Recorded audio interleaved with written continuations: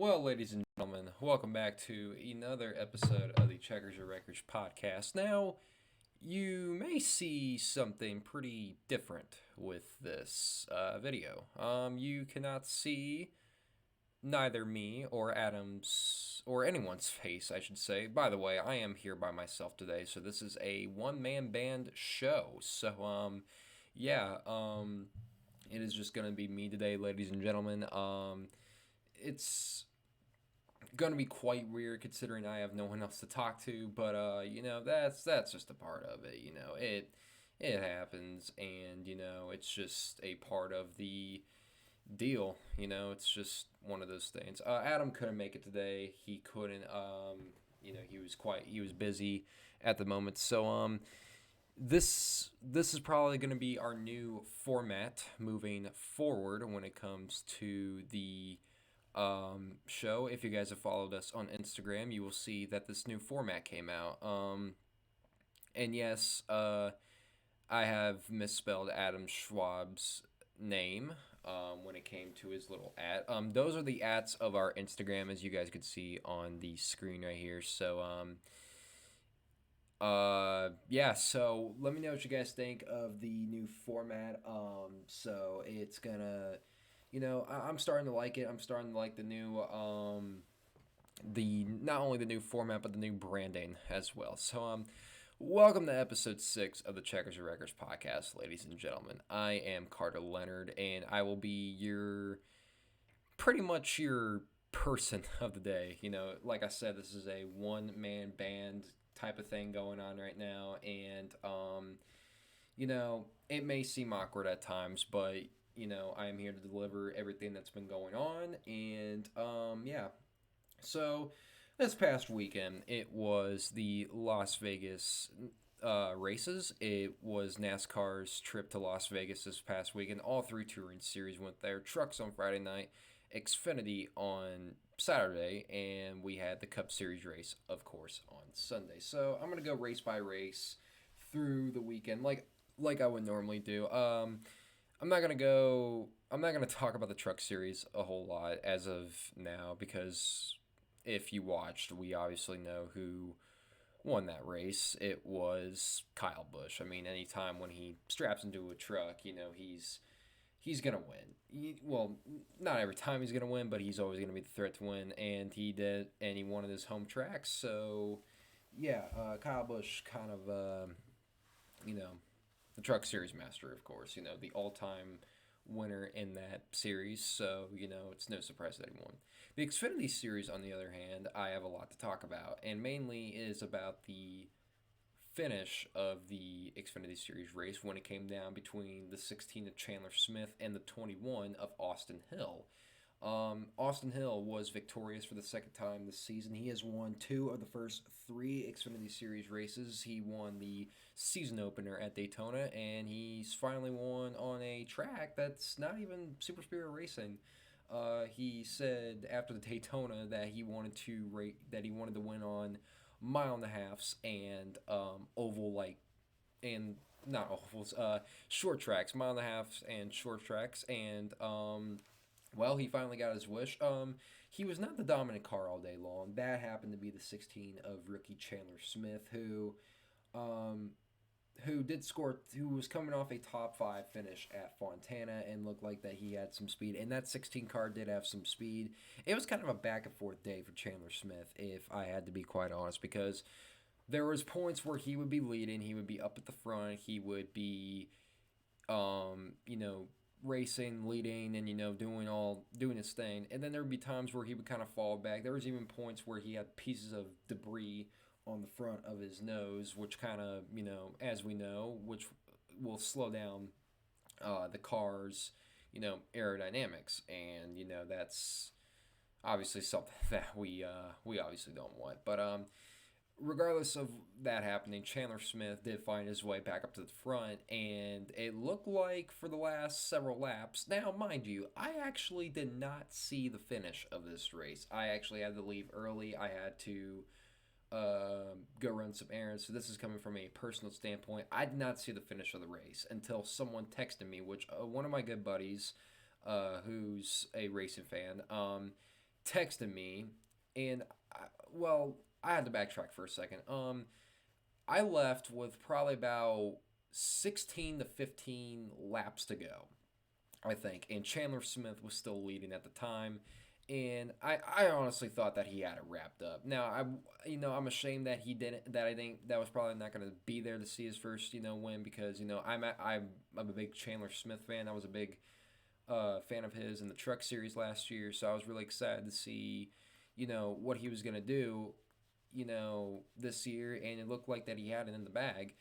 And then and then as I'm doing the errands, I can't remember what point in time it was, but my friend that I just mentioned not even a minute ago texted me and said, "I can't believe Chandler Smith just choked that win." And I'm like, "What? Are you kidding me right now? What do you mean that he choked the win? I mean, last time I checked, last I saw, he was like 2 or 3 seconds ahead of second place." And that was the second place battle was between Austin Hill and Justin Allgaier. So I didn't really know who was um, in second at the time. But I'm just like, well, who won? And he replied with Austin Hill. And I saw the replay of the finish later on that night. And I mean, yeah, it looked like he just flat out gave up. And they were battling in turns 3 and 4 with about 2 laps to go. And this is where Austin Hill would pass him on the front straightaway. Chandler Smith just flat out gave up. He just let Austin Hill by. And Austin Hill, don't get me wrong, he had a fast race car, but the 16, without a doubt, that day was a lot faster and, was more consistent with speed, great lap times, that 16 car was the car to beat that day. And the fact that he didn't even go to victory lane, I think he led the most laps of the entire day. The fact that he did not go to victory lane shocks me. I mean, Chandler Smith is going to get that Xfinity Series win eventually, whether it's this upcoming weekend at Phoenix or somewhere down the line. That 16 car definitely has speed and it will get the victory lane. I truly believe in Chandler Smith, but just, man, it's just one of those what could have been type scenarios. But congratulations to Austin Hill. I mean, he definitely had to work for that. And Austin Hill, he's definitely an interesting driver because he's only been in the Xfinity Series for 2 years, and he's only 28 years old. Not the youngest prospect, but definitely not the oldest. He still has a lot of racing left to go in his career, and he even discussed the idea of potentially RCR running a third car next year with him in it. Now, where that charter would possibly be bought at is yet to be seen, but I would not mind seeing Austin Hill in the Cup car. And I think not only Austin Hill, but RCR as a whole is back. Kyle Busch winning that Fontana, just almost 2 weeks ago. And then you have Austin Hill winning 2 out of the first 3 Xfinity Series races of the year. RCR is going to be a team to watch in both of the top 3 and 2 of the top 3 series. And, they have 2 drivers that believe in them. And then, they have, they're kind of similar in ways. Kyle Busch is Austin Hill and Sheldon Creed, even though Sheldon Creed runs good, is Austin Dillon. And they're both waiting to strike and make something happen. So RCR as a whole is definitely back, and such as that. So that is my recap of the Xfinity Series race. Now let's get to the Pennzoil 400, which was the Cup Series race. Long story short, it was Hendrick dominance all day long, and that charge was led by the 24 car of William Byron. And William Byron swept all 3 stages, led 176 laps, somewhere around there, to take his first win of the 2023 season and his 5th career win in his NASCAR Cup Series career. Now, mind you, William Byron almost did not win this race, and you're probably thinking, wait, what? He swept all stages and pretty much dominated all race. Well, in the last long green flag run, Kyle Larson, his teammate, was actually leading, and with just about 3 to 2 laps to go. There was a caution coming out of turn 4 where Eric Almirola spun, so it was a weird caution. He spun, but the wall caught him, so he didn't really spin around, but there was some debris left on the track, so NASCAR instinctively threw a caution flag in order, they just wanted to be safe. That a lot of people have their opinions on that, but that's neither here or there. But no, William Byron nearly did not win this race because of pit strategy, and Kyle Larson played the strategy right. He got back out front and was waiting to get his first win of the 2023 season, but that will have to wait another day. And Kyle Larson fans, speaking from a fan experience, I know your exact pain. My driver went through the exact same thing last year. Same exact race, same exact scenario. You are not hello in that, but let me put my biases aside. But no, going back to William Byron. Yeah, William Byron, he was the car to beat all day long. Shout out to X. He was really happy about the win, but I'm going to touch upon something right here, and it's about William himself. William Byron, and okay, so let's think about this for a second. If you guys have seen our Instagram, if you guys follow our Instagram or at least keep up with it, you will see that there are some posts called Meet the Crew. Basically, it's meeting the hosts and talking about them and what they're about. And X's favorite driver, as I mentioned, is William Byron. And William Byron is, he called William Byron the most hit or miss driver in all of NASCAR. And looking at that statement, I wouldn't say he's necessarily wrong. And not to disrespect William Byron, I like William Byron. He's a really good talent. He's definitely had one of the most unique careers, coming from the iRacing background and working his way up through the ranks. He's the 2017 Xfinity Series champion. I got to give credit where credit is due when it comes to William Byron. But my thing is this when it comes to his Cup Series career. He's been in the Cup Series since 2018. He was a rookie in the 2018 season. He's only 25 years old. In race car terms and life terms, that is still really, really young. Like, we have not seen the best of William Byron yet. Don't let it fool you, right? But the thing about William Byron is that if he's on his A game, he is definitely one of the top 5 cars to beat, and he will probably most likely walk away with the win. And he doesn't have a bad crew chief either. Rudy Fugle, former Kyle Busch Motorsports guy. He's been with William pretty much for a portion of his career, and then they reunited in 2021. And so far, the pairing is kind of working so far.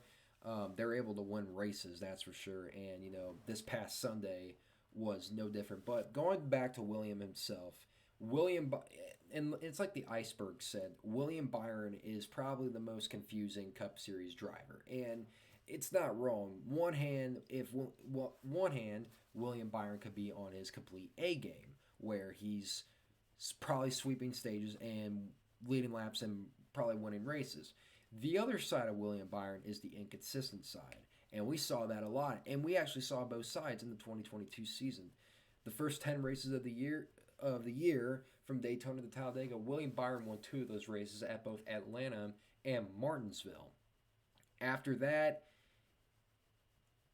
the summer stretch for him was really tough. He had struggled to get a top 10 finish during that time period. And the glimpses of hope for William Byron are there.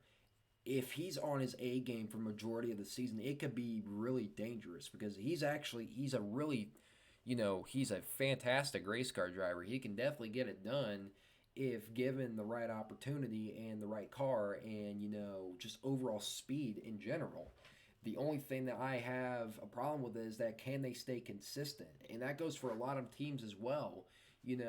Christopher Bell last year, he definitely won some, he won 3 races last year, but can they keep that consistency up? That's what, that's a lot of, I wouldn't say it's a lot of pressure, but, it's not much of an asking price or anything like that. And William Byron, obviously he's way different than Christopher Bell.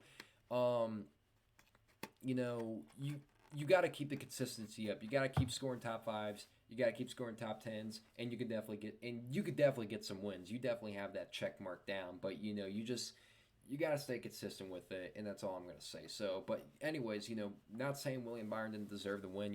Big congratulations to him. He raced his ass off that entire Sunday, and just what a job he did.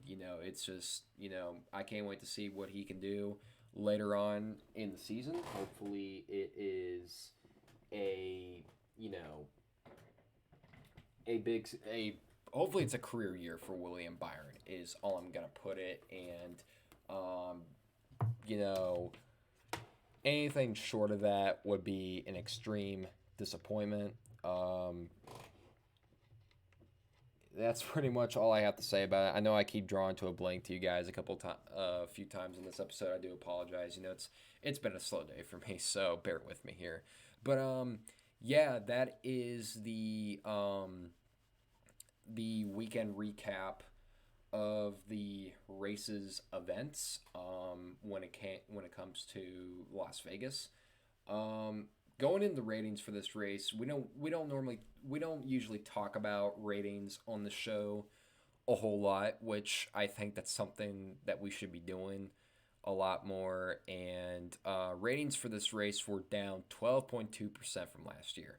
Now, I don't know if it was the Chase Elliott fans who didn't watch because he wasn't racing, or people just simply didn't care enough to watch, but it's not good. And ratings so far have not been off to a hot start for NASCAR. I mean, the Daytona 500 was down 8% from last year's. And then you have the Las Vegas race, which obviously it's not a marquee event, but still, when your viewership goes down to 12.2%, that really says a whole lot. But it happens sometimes. Hopefully it doesn't transpire throughout the whole entire season. I would hope to God that it doesn't, but you never know what's going to happen. So that's all I really got to say on that. And just hope the rain stabilize. All right, moving on to our next topic of the show. It is regarding William Byron. Not William Byron. I'm so sorry, guys. God, I can't talk for the life of me. This has a lot of things to talk about. We have a lot of stuff to talk about this, and it's regarding Chase Elliott's entry. So, as you guys have saw, Josh Berry, who is the full-time driver of the 8 for Junior Motorsports in the Xfinity Series, filled in for Chase Elliott this past Sunday, because if you guys were not aware, Chase Elliott was snowboarding in Colorado and broke his left tibia. Now, if you don't know what a tibia is, it's basically where your shin bone on your leg is. And if you break it bad enough, and I actually looked this up, I'm not a doctor, but I actually looked up some medical research. If broken really badly, your tibia recovery time could result within like 3 to 6 months for it to be 100% fully healed. So now I don't know how bad Chase broke his. Obviously, I'm not there with him. I don't know how exactly long he'll be out of a race car, because the sport's most popular driver, the 2020 Cup Series champion, winning races, that's a big blow, for him. And he was coming off a second place finish at Fontana before that weekend even begun. And, you would start to think that, he has a lot more momentum. Now, when I first heard the news of the injury, I thought it was fake. Someone posted it. It was a tweet, and I'm like, wait, he injured his leg in snowboarding. Like, what's he doing in Colorado? I'm like, what? And then I saw the tweet was from Bob Pockrass, and I'm like, oh, okay, I guess this is real then. So, wow, that sucks, I guess. This was shades of Tony Stewart's ATV accident from like 2016, where he injured his back and couldn't race for the first part of the season. So, yeah, very unfortunate for Chase Elliott's case. My thoughts and prayers. I said that backwards. My thoughts and prayers go with him right now. Hopefully he has a speedy recovery, because I would not wish that upon anyone, not even my worst enemy. You know, having that happen and staying out of and having to stay out of something that you love to do, it's got to be painful, to watch, or just go through, and that's tough, but I hope that Chase Elliott is getting the recovery that he needs, and will stick, and hopefully we'll see him soon, is all I'm gonna say. And of course, with this injury, a lot of drivers were vocal about it. Kyle Busch, Kevin Harvick, Denny Hamlin, a lot of those guys who are really those group of drivers right there, like those three drivers that I listed, are the drivers who are really outspoken. They won't sugarcoat anything and are just straight up honest with you, and that's what I like from them. But they kind of spoke well with some of the things they said. They said about, as drivers, we can't live our lives wrapped in bubble wrap. And that's kind of true. I mean, at the end of the day, these drivers are human beings, and they have hobbies outside of racing. In Chase Elliott's case, I heard that he's been snowboarding for quite a while now, from what I've heard. I don't know if that's what someone else told me. I don't know if that's true.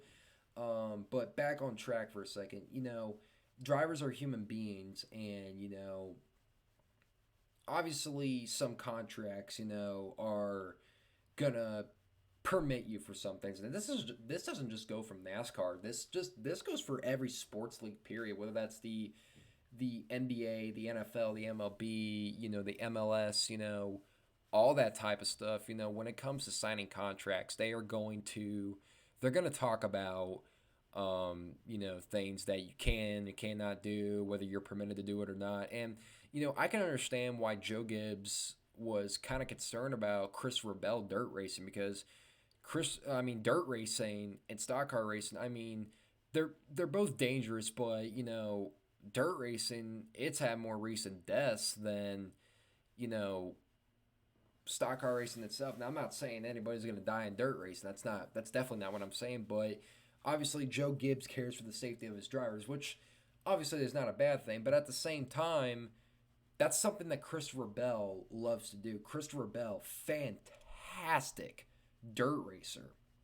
Fantastic dirt racer. And some other team owners are not really strict on it, like Rick Hendrick, for example. Obviously, Kyle Larson, another big dirt racer.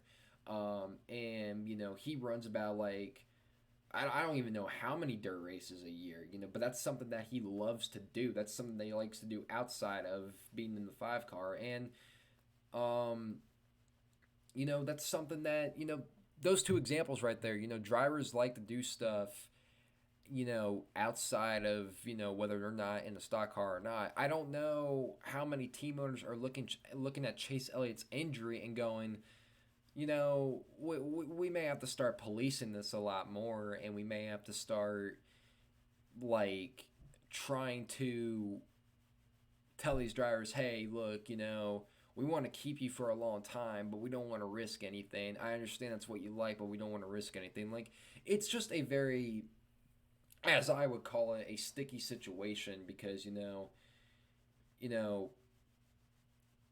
want to keep your guys safe, but at the same time, you want to, you got to take proper precautions sometimes. And I don't know if Rick Hendrick is going to look at that differently. And hell, even Kyle Larson, he's going to be running the Indy 500 in both 2024 and possibly 2025. I don't know if Rick Hendrick's looking at this and going, maybe this is probably a bad idea. I'm not the team owners, obviously, but it's just, the way I see it is this, let drivers do what they want to do in their free time, but you got to let them know what certain cases of the deal is. And it's, and that deal, of course, is, preventing injuries, and Chase Elliott, he said that he's very disappointed, and it's I don't think obviously it's not Chase Elliott's fault, but um, you know, overall it's just it's a very confusing situation because it doesn't go for Chase. A lot of drivers have stuff in their free time, and that's pretty much all I got to say on that.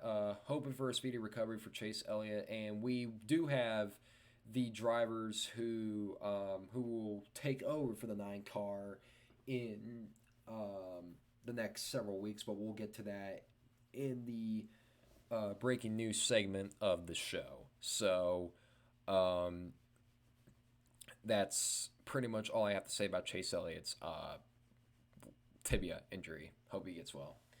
All right, so now our next topic of the show is going to be regarding Kyle Petty's comments on Ryan Blaney. Now, Kyle Petty, obviously NASCAR NBC analyst and son of King Richard Petty, he had some very, very bold comments to say about the 7-time Cup Series winner and the driver of the number 12 car for Ryan Blaney. And I don't think Kyle Petty hates Ryan Blaney, but let me just talk about this for a second. I'm pulling up the exact quote just now, and it's pretty interesting for what Kyle Petty has to see, or not see, but has to say. And I quote, Kyle Petty says, Ryan Blaney is the new Casey Kane. Potential unfulfilled. Everybody wants to talk about what he can do, but he never does anything.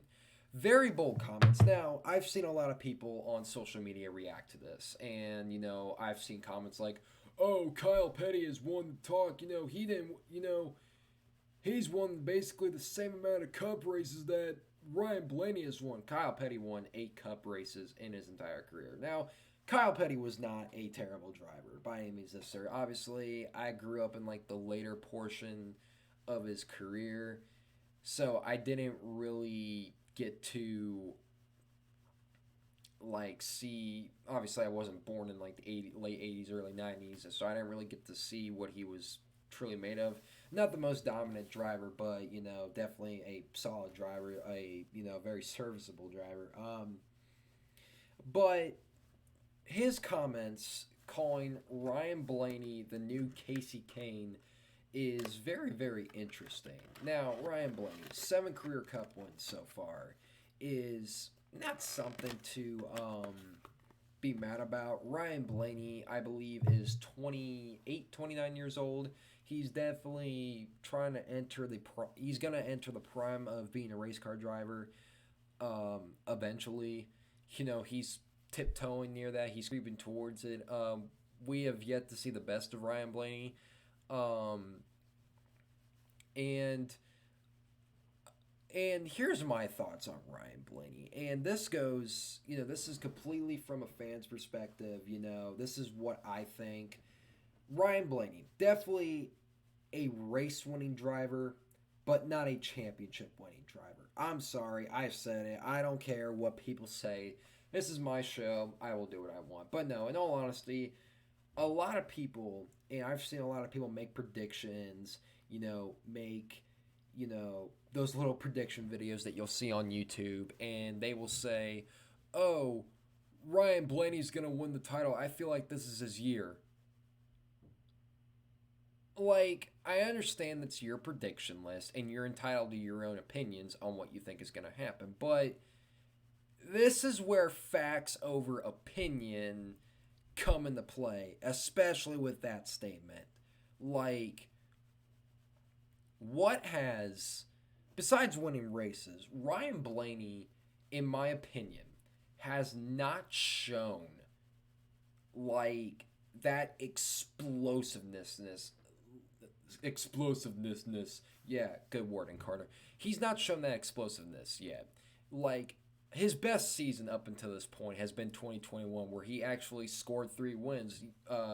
Years before that, he would just win one race a year and just be completely silent the whole rest of the year. There would be glimpses of him being in the top 5, top 10. I mean, he could definitely run up there. I'm not saying he's a bust or anything like that, but he's just, compared to other drivers who are competing for championships year in, year out, you have guys like Kyle Larson, Joey Logano, Kyle Busch. You know, he's kind of old, but, he's in the mix sometimes. Kevin Harvick. I'll even throw in Ross Chastain in there. Like, those guys are up at the front and making something happen on a week-to-week basis. I'm not saying Ryan Blaney can't do that, but the thing about it is that he has not shown the world that he is a championship driver for Team Penske. Compared to Joey Logano is obviously miles and miles ahead of him. Like, it's not even fair, first of all. And obviously Joey Logano has been in the Cup Series a lot longer, so he's accomplished a lot more. But Ryan Blaney, and obviously it's the third race of the season. A lot could change from Phoenix all the way to the Phoenix race in the fall. A lot could change until then, right? But if Ryan Blaney does not, quote unquote, perform to certain people's expectations this year, if he doesn't even make it past the round of, if he does not make the championship 4, I want the Ryan Blaney championship predictions to stop. It's like, I hate to do this, and I'm going to throw in an NFL reference here. I hate to say this, but in my opinion, Ryan Blaney is starting to become the LA Chargers of NASCAR. There's a lot of hype, a lot of built up. You know what? Scratch that. Not the Chargers, the Cowboys. Now, I understand the Cowboys have won a title as Ryan Blaney is not, but it's very comparable. Just listen. Their fans will constantly scream, "Oh, this is our year. It's going to happen. We're going to win the title." My friend, we are still waiting for the year to happen. I've watched Ryan Blaney's whole career so far as a race fan. I am still waiting for that year to happen. 2021, it looked close. And keep this in mind, Ryan Blaney has only finished in the top 5 in points once in his entire career. I know a lot of people will make the argument, and Ryan Blaney didn't win a race last year. And I know, and don't get me wrong, he didn't have a completely terrible season. He had one of the greatest winless seasons that I've seen in my lifetime. But at the same time, this playoff system is built on winning races. Winning means everything in the sport. Consistency in victory lane means everything in the sport. And I can't wait to hear people say, "Well, Matt Crafton did it." Listen, I understand Matt Crafton did it, but that was just a freak accident.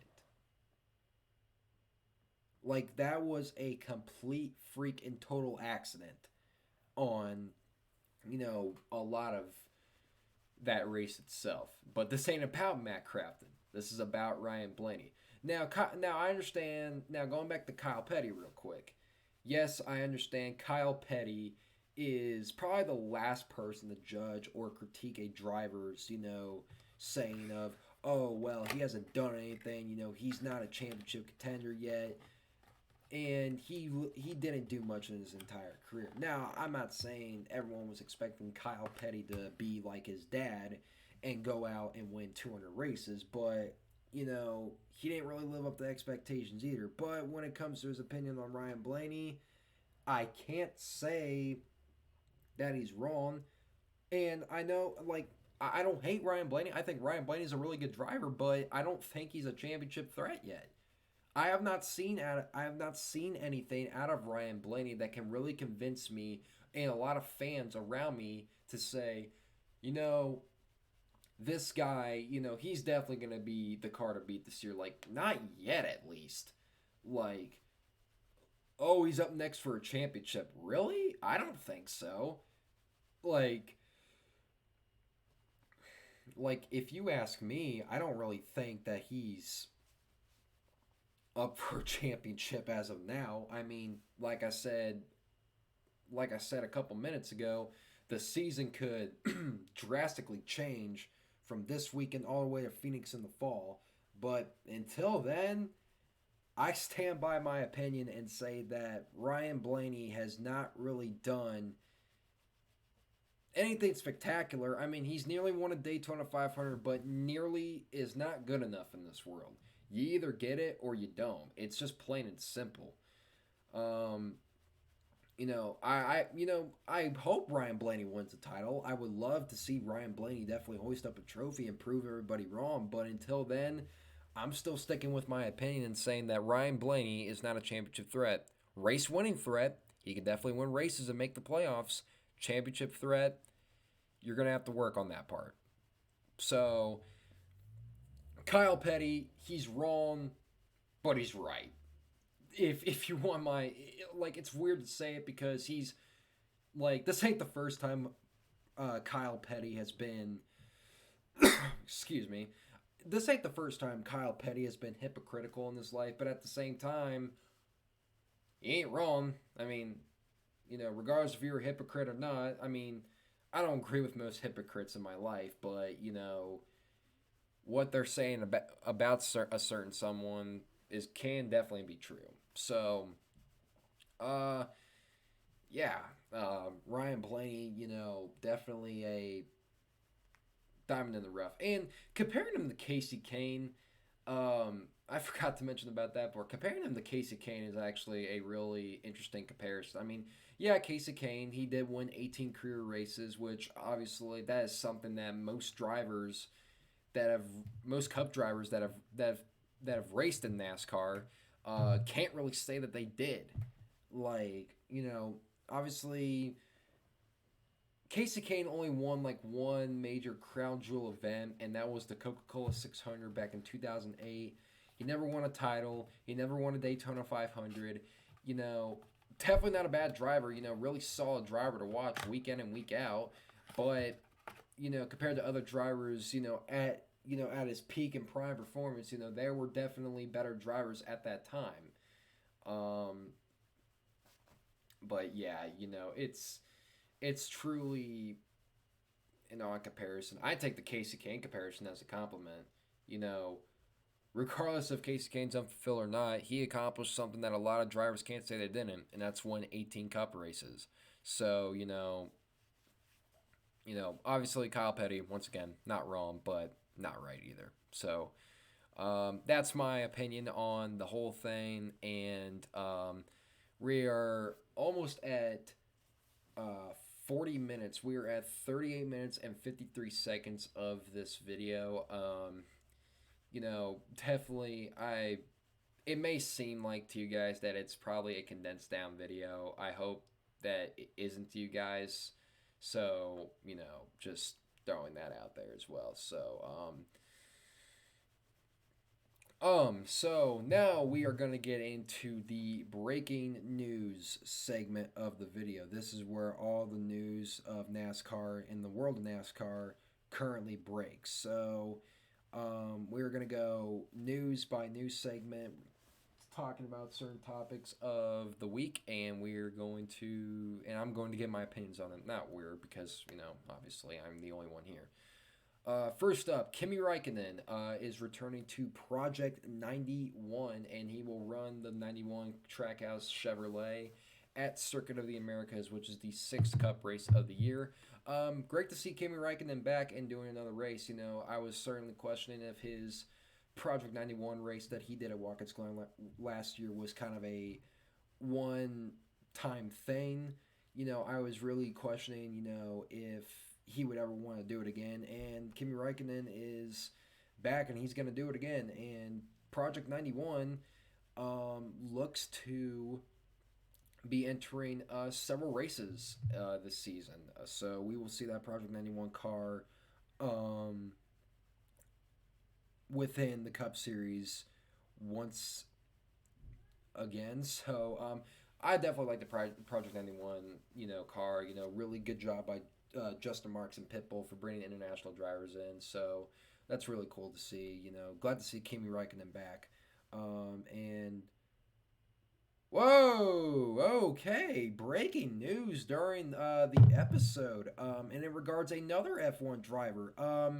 Jenson Button will actually race 3 Cup Series races in the number 15 car for Rick Rare Racing in the NASCAR Cup Series. I am not making this up, by the way. This is reported by Bob Pockrass. I just checked my Twitter just now. Dang, wow. Yeah, there were some rumors this past week of Jenson Button maybe possibly doing some Cup Series races. And, the rumors are true. The rumors said that he was going to go to Project 91, but until that was announced by Kimi Räikkönen that he was going to be back in that car, we kind of questioned, okay, where's Jenson Button going to go? And he is going to be driving the 15 car for Rick Rare Racing in the number 15 car. And the 3 races that he will be in will be at Circuit of the Americas, so he will race against Kimi.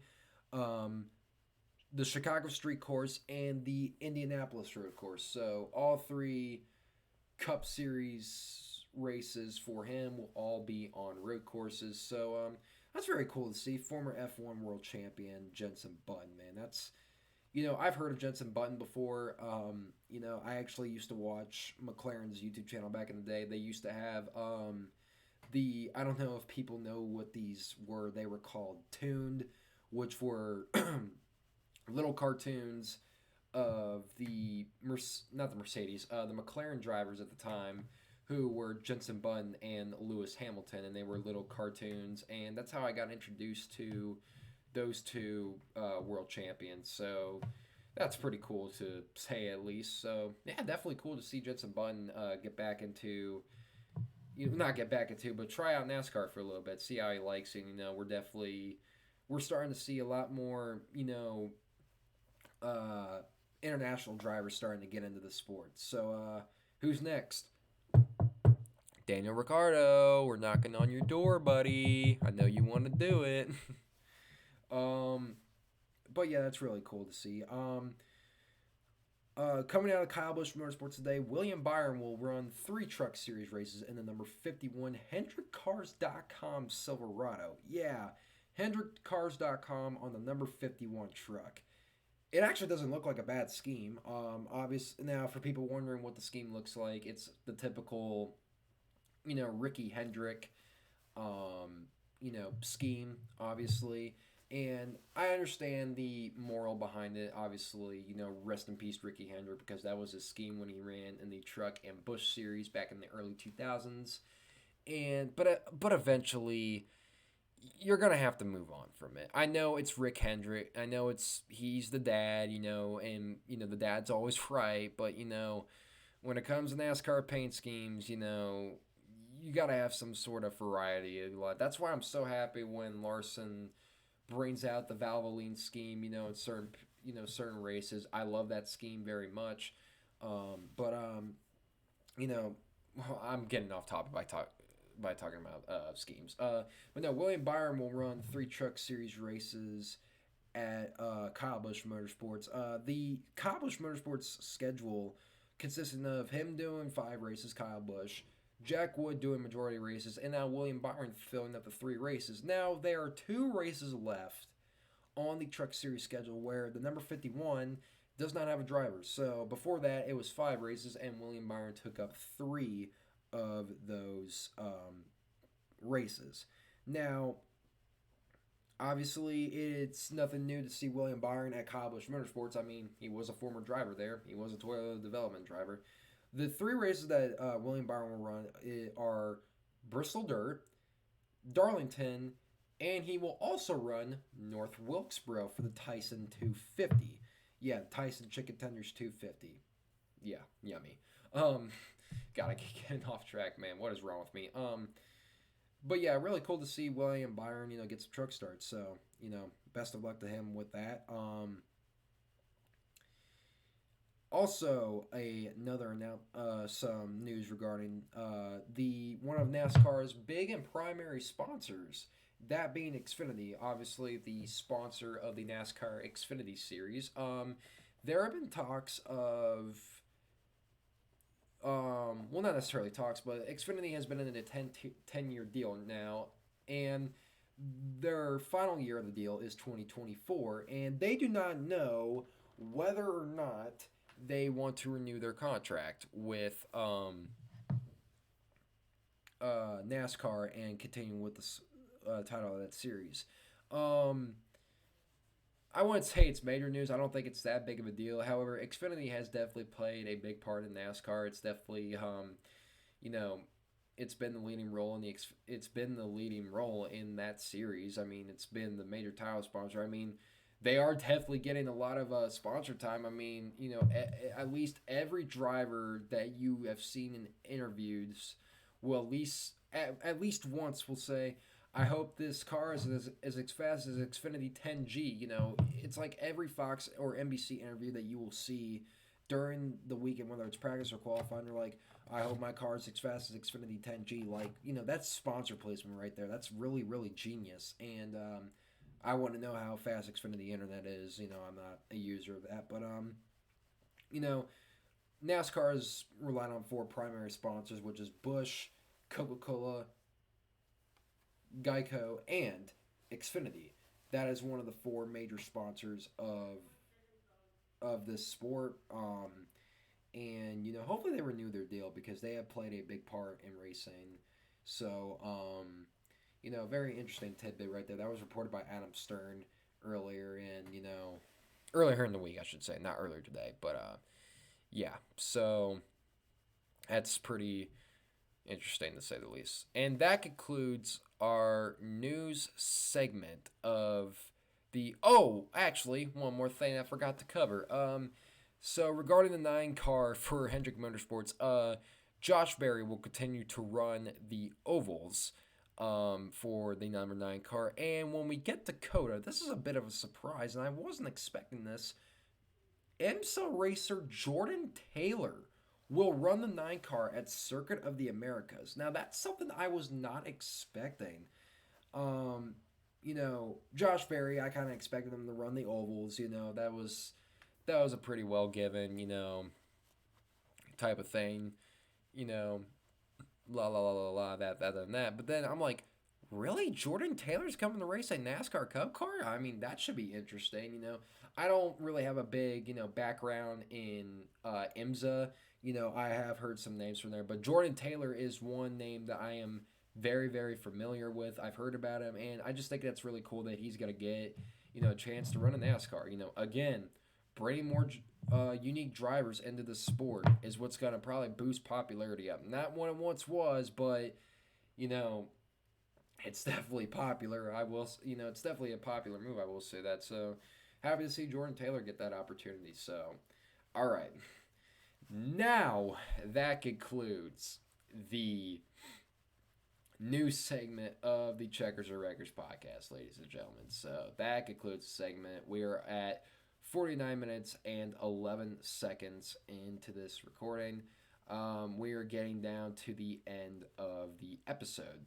Now, I was debating on whether or not before I was making this episode if I was going to do race picks or not, which I will still be doing. Now, I can't speak for the other members. I don't know what their picks are, but I do know mine. So I am going to get into my picks, and I am going to talk about this week, the weekend's races, and Um, you know, just do what I normally do. It's time for the pick section of the Checkers and Records podcast. Now, if you are not familiar with this, it's pretty darn simple. We look at the weekend's races ahead and we see who is going to win. We're going to predict who is going to win the races this weekend. The NASCAR Xfinity Series once again heads to the NASCAR Xfinity Series heads out to Phoenix for their fourth race of the season. It is the United Rentals 200 at Phoenix Raceway. I didn't really have to take long to guess this pick. I am actually looking at some odds makers. I was looking at odds makers, I should say.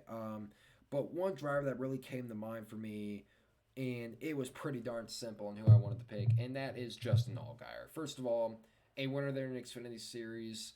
Probably, definitely one of his best racetracks, I will say.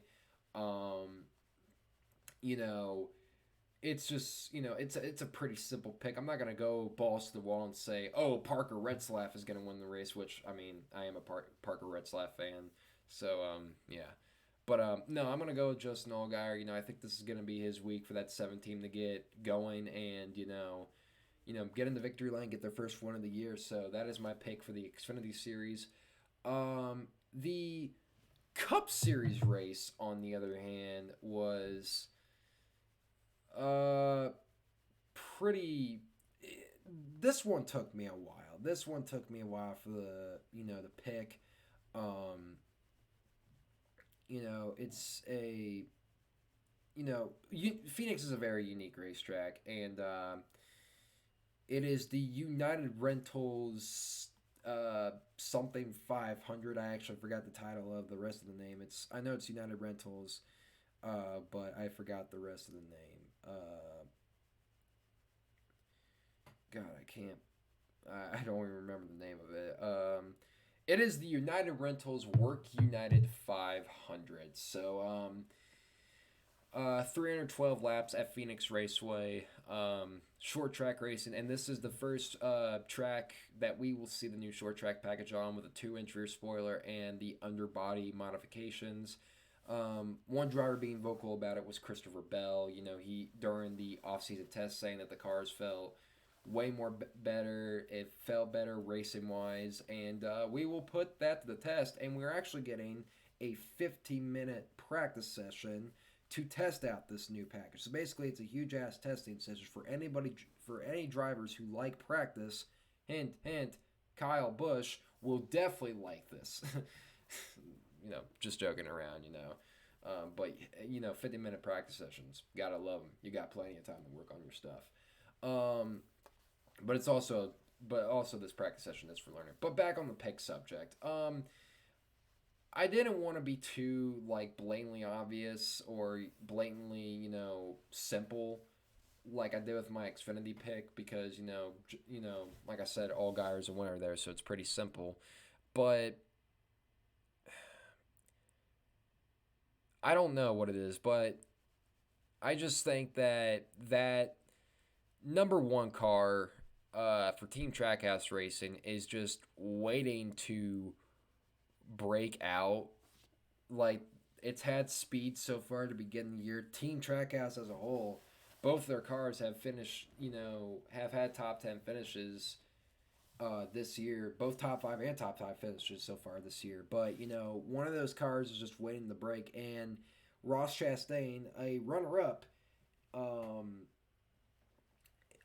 at Phoenix before, he finished second here in the spring. Now, I was nearly going to pick Kyle Busch because that 8 car, who was ran by Tyler Reddick, that 8 car was pretty fast in the spring last year, but finished third. But I just think that I was going to pick Kyle Busch, no bias aside, but in my opinion, I just think Ross Chastain and that Trackhouse team is just waiting to break out and just, go on a tear and start winning. And I think that's what's going to happen this week. And I am picking Ross Chastain to win at Phoenix this upcoming Sunday. I am picking Chevys to win this race, so ain't that some shit.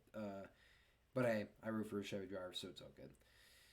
All right, ladies and gentlemen, that will conclude this episode of the Checkers and Wreckers podcast. I know it's a very weird formatted episode that you guys have seen so far. If you actually like this format where it's just like the background, kind of like a Spotify vibe, if you ask me. If you guys want to see more of that, let me know what you guys think down in the comment section below. If I start enabling comments, because I don't know what YouTube does sometimes. It acts poopy sometimes. But thank you guys so much for watching. Thank you guys for the patience. Obviously we didn't upload a video or an episode last week. So, but we're not only gonna be doing the podcast on this channel. I definitely do want to start pumping some more content out, maybe some story times, some race reactions, or who knows. I definitely don't want this channel to be built on the podcast itself, because I definitely want to give out more variety. So yeah, I am definitely excited to see what the future of this channel holds. So thank you guys so much for watching, and always remember, with that, make sure you guys like and subscribe, and always remember, within doubt, throttle out. Peace out, guys.